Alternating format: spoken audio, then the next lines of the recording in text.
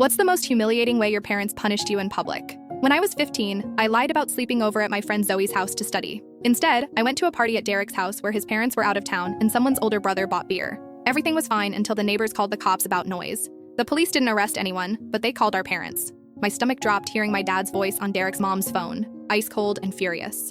She told us she was at Zoe's, he said. We'll be right there. The drive home was silent except for mom's disappointed sighs, somehow worse than yelling. At home, Dad sat me down at the kitchen table. You lied to us, he said, about where you were, who you were with, what you were doing. That breaks the fundamental trust of this family. I tried explaining nothing bad happened, that I just wanted to be normal for one night, but he held up his hand. The punishment needs to match the crime, he said. You lied publicly about your whereabouts, so your consequence will be equally public. My heart sank, but I had no idea how bad it would get. Monday morning, I woke to find Dad holding a poster board and markers. Get dressed, he said. We're making a sign. He made me write in large letters. I lied to my parents about where I was Friday night. I went to a party instead of studying. I broke their trust. Then he drove me to school. Dad, please, I begged in the parking lot. I learned my lesson. I'll never lie again. I know you won't, he said, because you're going to stand by the front entrance with this sign until first bell.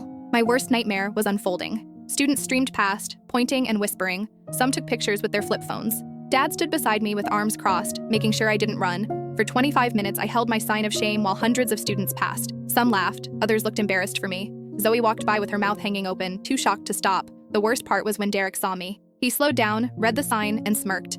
Not my problem she can't handle her parents, he said to his friend, not even looking at me. Something in me died right there. When the bell rang, Dad walked me to the front office and informed the secretary about my lying and the unsupervised party. The secretary looked mortified. For me, the humiliation followed me for weeks. Kids joked about my truth sign. Teachers gave sympathetic looks. I became the girl whose dad made her hold a shame sign at school. But the worst part wasn't the public embarrassment. It was realizing my father cared more about making a point than protecting my dignity. He chose to humiliate his daughter in front of hundreds rather than find a private consequence. Years later in college, I brought it up at family dinner. I told him it was cruel, that he could have grounded me or taken my phone instead. Dad looked genuinely surprised. It worked, didn't it? You never lied again. Because I was terrified of you, I said. Not because I learned to value honesty. Mom finally spoke up. I should have stopped him. What he did was too far.